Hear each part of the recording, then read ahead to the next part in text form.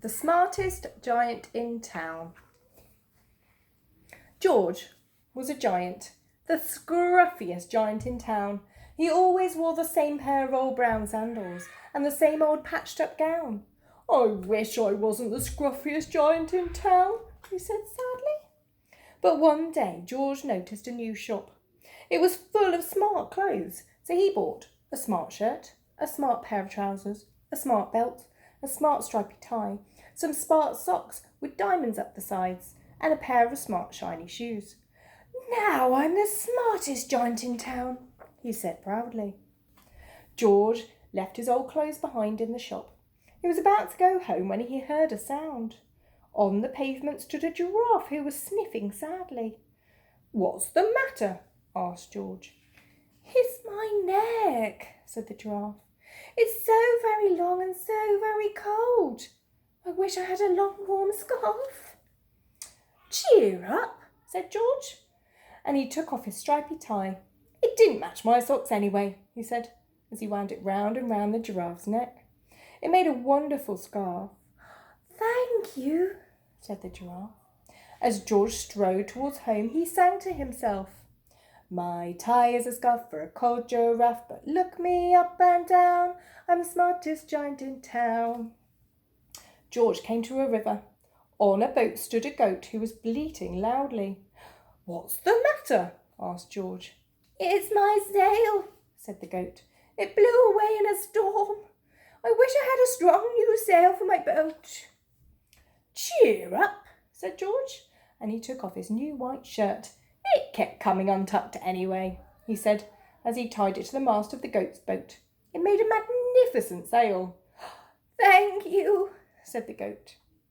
George strode on, singing to himself, "My tie is a scarf for a cold giraffe, my shirt's on a boat as a sail for a goat, but look me up and down, I'm the smartest giant in town." George came to a tiny ruined house. Beside the house stood a white mouse with lots of baby mice. They were all squeaking. "What's the matter?" asked George. "It's our house," squeaked the mother mouse. "It burned down, and now we have nowhere to live. I wish I had a nice new house." "Cheer up," said George, and he took off one of his shiny shoes.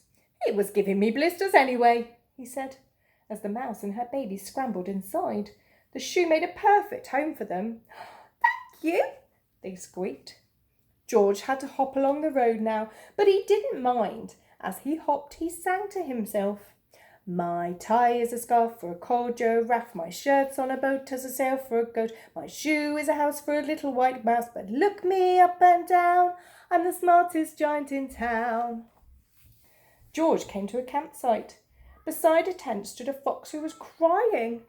"What's the matter?" asked George. "It's my sleeping bag," said the fox. "It dropped in a puddle.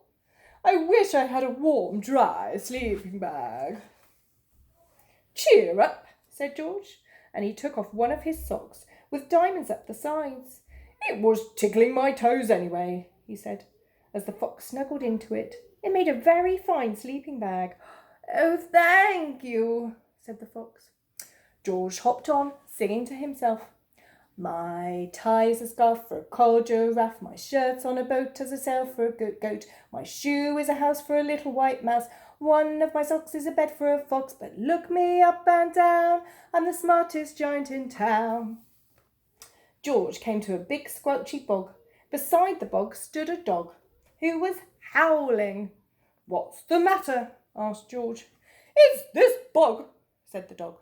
"I need to get across, but I keep getting stuck in the mud. I wish there was a safe, dry path." "Cheer up," said George, and he took off his smart new belt. "It was squashing my tummy anyway," he said, as he laid it down over the bog. It made an excellent path. "Oh, thank you," said the dog. The wind started to blow, but George didn't mind. He hopped on, singing to himself, My tie is a scarf for a cold giraffe, my shirt's on a boat as a sail for a goat, my shoe is a house for a little white mouse, one of my socks is a bed for a fox, my belt helped a dog who was crossing a bog, but my trousers are falling down. I'm the coldest giant in town. Suddenly, George felt sad and shivery and not at all smart. He stood on one foot and thought, I'll have to go back to the shop and buy some more clothes, he decided. He turned around and hopped all the way back to the shop. But when he got there, it was closed. Oh no, cried George.